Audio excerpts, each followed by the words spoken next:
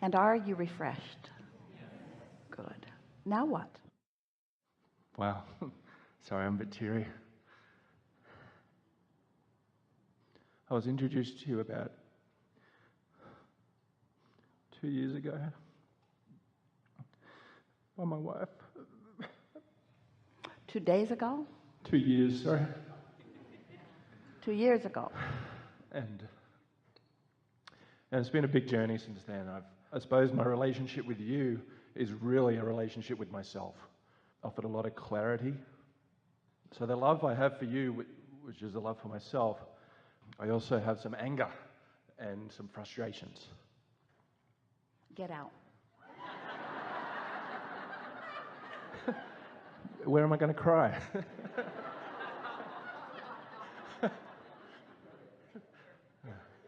It was 1.5 years ago. Everything was magic. I had some desires, and my whole world supported that desire faster than I imagined. And I let go of resistance. I'm usually a heavy thinker, which is to my detriment that I see. So I let go. It's to your advantage. Focus is always to your advantage. Getting good at focusing in the direction that feels best takes some time, but focus is always a wonderful thing. Okay. And I've been on this journey. I've traveled around the world for about 1.5 years now, and I had this desire to go somewhere with my wife. We went there, and the desire became undesirable. And I have a problem with that because I feel that everything was lining up, and I felt good, I felt great, it was inspiring. I let go of everything and turned up to be at that point. And it just didn't feel good. I would wake up, I don't cry a lot, it's very emotional for me now, but I would wake up with a tear in my eye and I was not happy. I wasn't feeling, it was heavy resistance. I can't explain to myself why that happened if I originally thought that was my desire. I mean, part of what it is, we'll help you sort it out here, but we were leading into it as we were talking earlier about what a big stake most humans put in manifestation. In other words, it's like having an idea of some place or being someplace and then needing it to be a certain way in order for you to feel good. And sometimes when you get there, it isn't what you wanted it to be, and so you don't feel good. And we want to help you not be dependent upon some place or some event or some situation for your feelings, because the events and situations and conditions will change in response to your feelings. But when your feelings are changing in response to the conditions, now that's a backward thing. Many people are living a very conditional love or conditional life, and even when they begin playing with us for a while, they think, well, I'll become a deliberate creator so that I can control conditions, so that I can have a better response to conditions. And that's still backwards of what we are encouraging. We don't want the condition to need to change. We don't want your life to depend upon your response to a condition. We want your happiness to depend upon your ability to focus within all conditions, understanding that the conditions will then change. But that's an interesting thing, because when we say, if you can focus unconditionally, if you can line up unconditionally and find clarity and happiness unconditionally, then the condition will change. So then it's still sort of about the condition. So we want it to not be about the condition. We want it to be about the way you feel. We want you to show yourself that you can, under any conditions, be happy.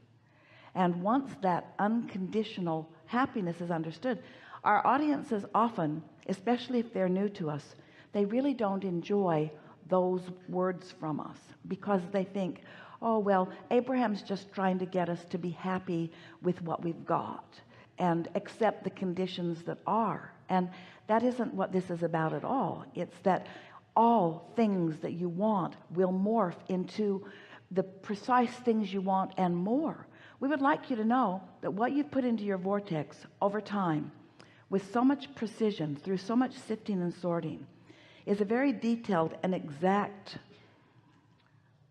unfolding that really only the universe, only your inner being, Only the source within you has the capacity right now to see in its fullness, because you've been putting it there so incrementally, and you have no ability to comprehend the way it will fit together in the wonderful unfolding that is coming.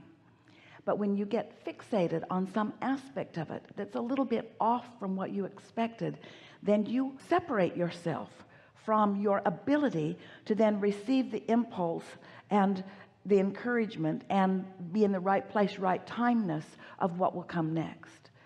So there's an element of trust or faith that you have to give over to when things are not going exactly as you think you want them to go.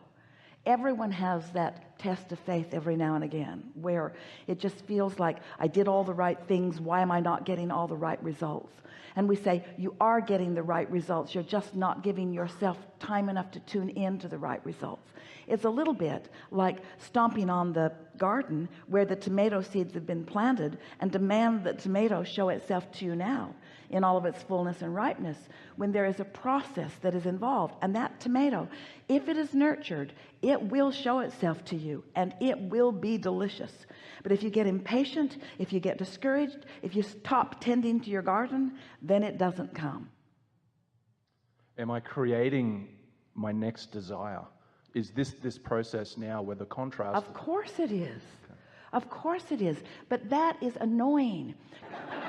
And we do not want to imply that it takes hardship and disappointment in order to launch the next desire, because the next desire will launch out of complete satisfaction also. You'll get to this place where you will be savoring the aspects of life so much that it just knocks you over the ability of the universe to surprise and delight you and please you at levels that you didn't even realize were possible.